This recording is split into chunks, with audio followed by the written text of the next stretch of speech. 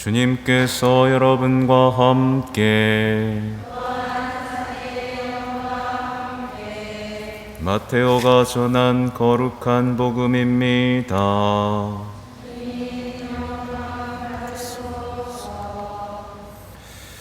그때 예수님께서 군중을 떠나 집으로 가셨다. 그러자 제자들이 그분께 다가와 밭의 가라지 비유를 저희에게 설명해 주십시오 하고 청하였다. 예수님께서 이렇게 이르셨다. 좋은 씨를 뿌리는 이는 사람의 아들이고 밭은 세상이다. 그리고 좋은 씨는 하늘나라의 자녀들이고 가라지들은 악한 자의 자녀들이며 가라지를 뿌린 원수는 악마다. 그리고 수확되는 세상 종말이고 일꾼들은 천사들이다. 그러므로 가라지를 거두어 불에 태우듯이 세상 종말에도 그렇게 될 것이다.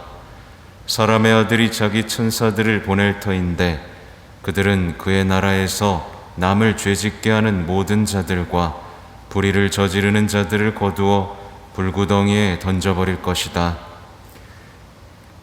그러면 그들은 거기에서 울며 이를 갈 것이다.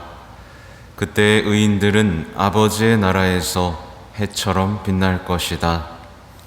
귀 있는 사람은 들어라. 주님의 말씀입니다.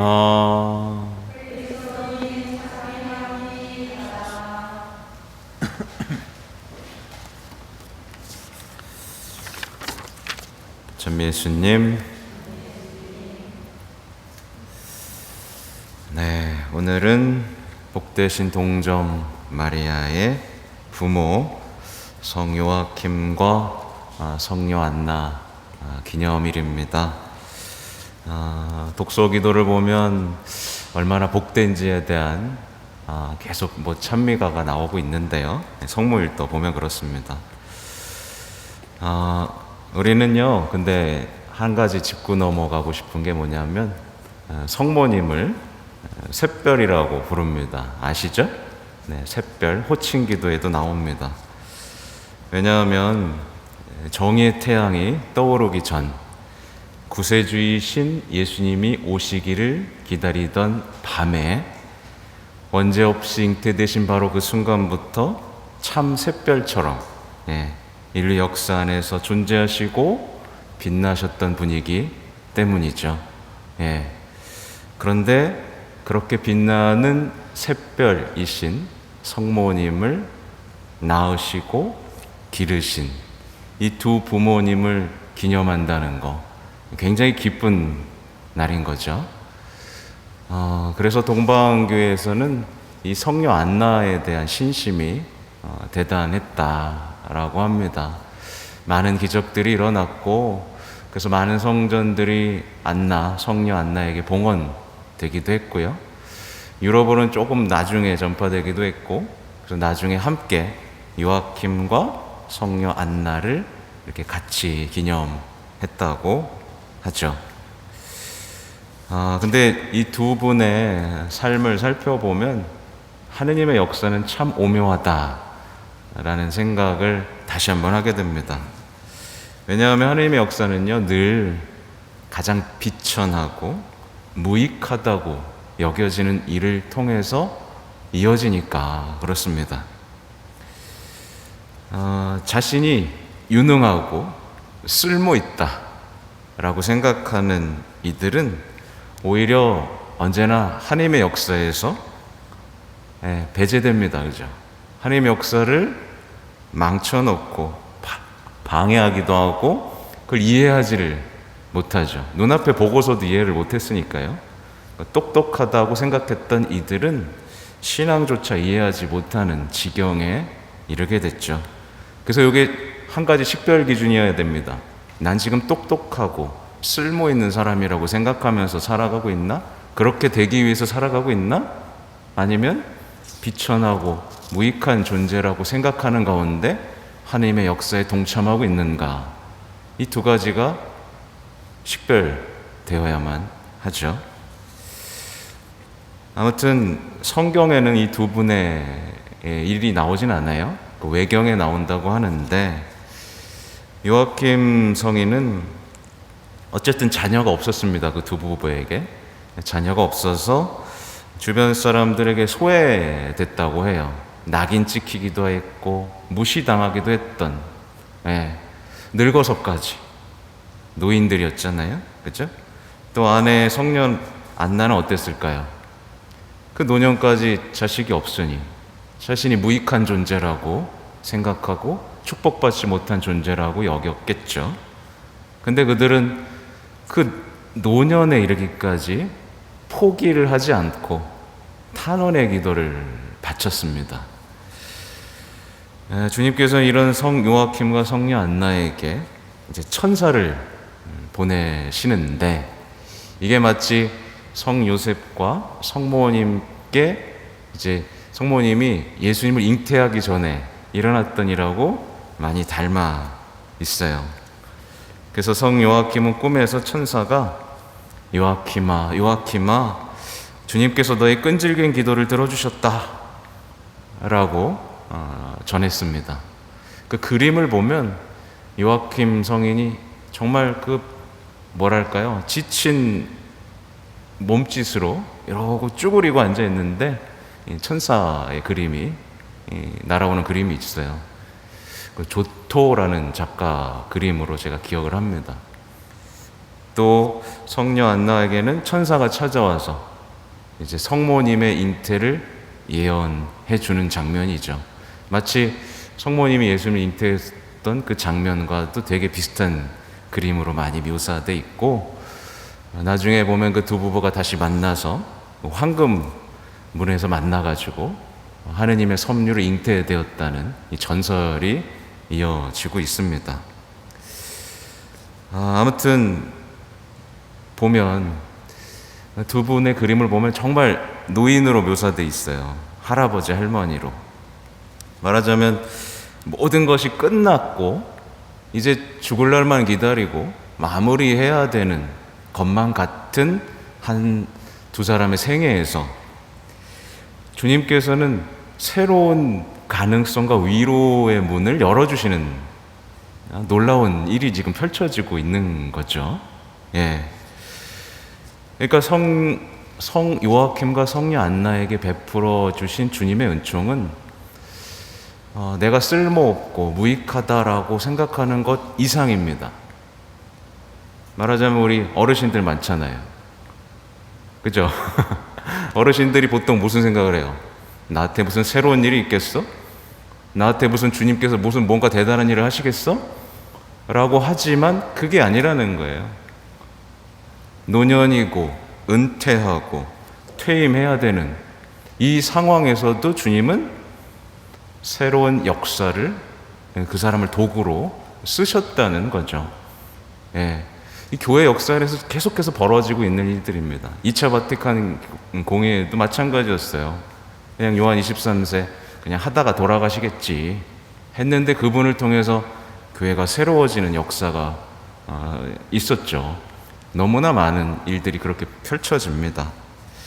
그러니까 주님께서는 영원하시고 한 사람에게 소명을 주시고 그 사람이 어떤 새로운 일을 하는 데는 전혀 한계를 두지 않으신다. 그래서 우리는 우리에게 과연 어떤 새로운 일을 하실까라는 주님의 어떤 그 소명, 계획 이런 것에 지금도 깨어서 귀를 기울여야만 합니다. 여러분을 통해서 어떤 일이 벌어질지 아무도 모르는 거니까요. 베네딕토 16세 교황님이 노인들에게 했던 한 문장이 있는데 이렇게 말씀하셨어요. 노인의 기도는 세상을 보호할 수 있고 다른 많은 이들의 노고보다 어쩌면 더 통찰력 있게 세상을 도울 수 있습니다. 그래서 이날과 가까운 오늘과 가까운 날을 세계 조부모의 날과 노인의 날로 정해서 노년에 있는 분 신앙인들에게 더 큰 힘을 주고 계신 거죠. 사실 오늘 일독서를 간단하게 보면 어때요? 들에 나가면 칼에 맞아 죽은 자들 뿐이요 성읍에 들어가면 굶주림으로 병든 자들 뿐이다. 정령 예언자도 사제도 어찌할 바를 모르고 나라 안을 헤매고 다닌다. 이게 오늘날의 상황하고 비슷하죠.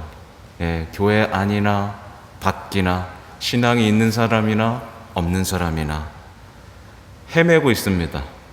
방향을 못 잡고 있고, 그죠? 외롭고 힘들면서 죄악 속에서 힘들어 하고 있는 이때에 우리 노인들의 기도, 또 우리 어린이들의 기도는 세상을 지탱하고 바꿀 수 있는 엄청난 힘이 있다는 것을 다시 한번 생각해 봐야 될 것 같습니다. 그리고 이제 오늘 복음인데, 오늘 복음은 너무 쉽죠. 왜냐하면 질문이 딱 그렇잖아요.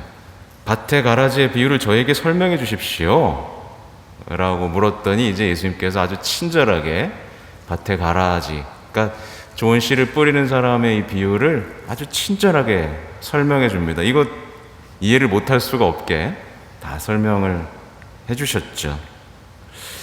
그러니까 예수님께서 말씀하신 대로 가라지는 악한 자의 자녀들이고 가라지를 뿌린 원수는 악마다, 이겁니다. 이건 누구나 알죠. 그러면 이제 우리는 이 상황에서 어떻게 대처해야 하는가가 중요하겠죠. 어떻게 대처해야 되느냐.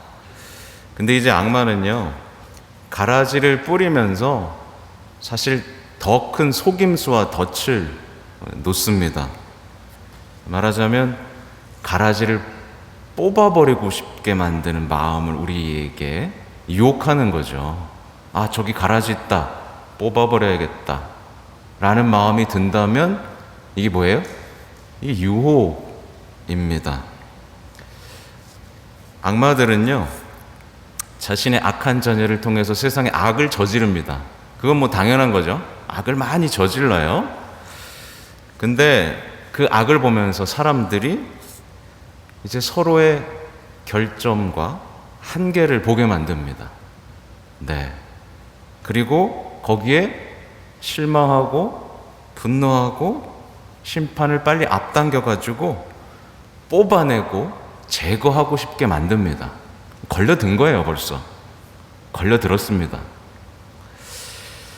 그래서 세상 모든 사람들이 악에 대한 욕으로 망가지기도 하지만 더 많이 망가지는 게 뭐냐면 악에 대한 증오로 더 망가집니다, 사실. 그렇죠? 네, 악에 대한 증오로 더 많이 망가지는 것 같아요. 그러니까 죄는요, 없애야 되는 게 맞죠, 그죠? 근데 사람을, 악인을 제거해가지고 죄를 없애는 게 아니라 예수님 어떻게 없앴죠? 희생으로 없앴거든요. 희생으로 없앴습니다. 이거 되게 중요합니다. 그러니까 복수와 단죄로 없앤 게 아니고 뭘로 없애셨어요? 희생으로 없앴습니다. 예. 근데 세상 사람들은 악인을 빨리 없애야 된다고 생각하고 이게 되게 합리적이고 마땅하다고 생각하죠. 그래서 악으로 자꾸 빨려 들어가는 겁니다. 네. 그래서 누가 악을 저지르면 악을 제거하기 위해서, 죄를 없애기 위해서 희생하고 기도해야 되는데 자꾸 손가락질하고 험담하고 심판하면서 거기 빨려 들어가죠. 예, 심판 속으로 빨려 들어가니까 이제 답이 안 나오는 겁니다. 예. 가정에서도 마찬가지예요. 가정에서 누가 악을 저질렀을 때 어떻게 하고 있나 보시면 됩니다. 어떻게 해야 그 죄가 없어지고 악이 사라질 수 있는지는 예수님께 물어보셔야 되고 예수님의 방식으로 해결하셔야 됩니다. 다시 한번 강조드리지만 예수님께서는 악인들을 제거한 것이 아니라 죄를 없애셨습니다. 십자가로. 그러니까 의인이 되고 싶다면 어떻게 해야 되는 거예요? 바로 이 예수님의 길을 따라야 되는 겁니다. 예수님을 따르는 것에 악에 대한 승리가 있고 사랑의 승리가 있는 겁니다. 예. 그러나 많은 이들이 악인들에 대한 증오, 심판을 하면서 어떻게 되는 거예요? 패배하는 거예요. 스스로 의인이라고 자처하면서 사실은 하나님 보시기에 악인이 되어가고 있는 거죠. 예. 이게 악마의 속임수입니다. 그러니까 우리는요, 잘 생각해야 돼요. 이게 뭐가 악이고 뭐가 유혹인지를 알아볼 수 있어야 되고, 뭐가 예수님의 방식이고 무엇이 악마의 방식인지를 알아야 됩니다. 이걸 모르면 우리는 쉽게 어떻게 되냐면 사랑을 포기하게 됩니다. 용서도 포기하게 되고, 자비도 포기하게 되고, 십자가는 내던지게 되고, 이제 험담하고 심판하고 단죄하는 일만 남아있는 거예요. 그래서 막 사람들이 성당 나오면서도 우라통 터진다 그러잖아요. 그죠? 조그만 악한 것만 보더라도 TV 켜놓고 정치인들 보면서도 우라통 터진다 그러고, 그죠? 네. 이게 속임수인 건 거예요. 그들을 위해서 한 번이라도 기도하고 희생해 본 적이 있는가? 예수님의 방식으로 내가 대응해 본 적이 있는가? 이게 얼마나 중요한지 아셔야 됩니다. 더 정확하게 얘기하면 하느님의 뜻은 더 많은 사람들의 구원입니다. 맞죠?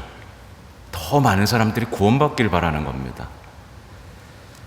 신앙인들은 악인들에 대한 심판이 하느님의 뜻을 거스르고 자신도 망가지는 일이라는 것을 기억해야 되는 거죠. 이 마지막 부분이 되게 인상적이에요.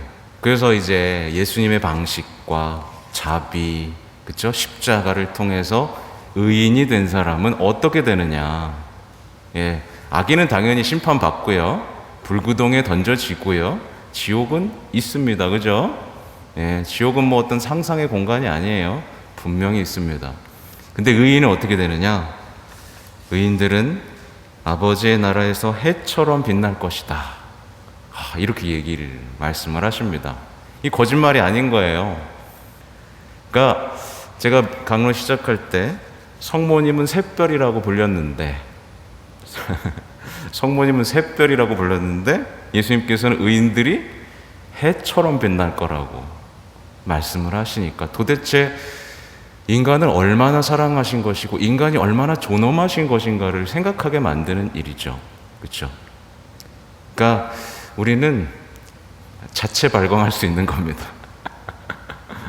빛의 자녀이기 때문에. 그러니까 우리는 사랑할 능력이 있고 죄를 없앨 수 있는 힘이 있습니다. 하나님의 자녀이기 때문에. 예, 사랑으로 승리할 수 있고 악을 패배시킬 수 있는 힘이 있는 거죠. 그러니까 오늘 마무리로 말씀드리고 싶은 건 뭐냐면, 이것만 알아도 우리 신앙인으로서 성장하기가 쉽습니다. 그러니까 예수님이 세상을 바라보는 시선을 배우는 거예요. 예수님은 세상을 보고 계십니다. 선인도 있고 악인도 있다는 것 다 보고 계세요. 그리고 기다리고 계십니다. 그 마지막 날을. 네, 먼저 뽑지 않으시는 거예요. 그럼 우리가 같은 시선으로 어떻게 해야 되는 거죠? 예수님처럼 기다리고 인내하고 자비를 베풀고 무엇보다 희생을 통해서 죄를 없애는 삶에 동참해야겠죠. 이게 사랑의 승리고 의인의 삶이라는 것을 기억하면서 부디 가라지를 뽑아내고 단죄하려는 유혹에 다시는 빠지지 않는 여러분이 되시면 좋겠습니다. 아멘.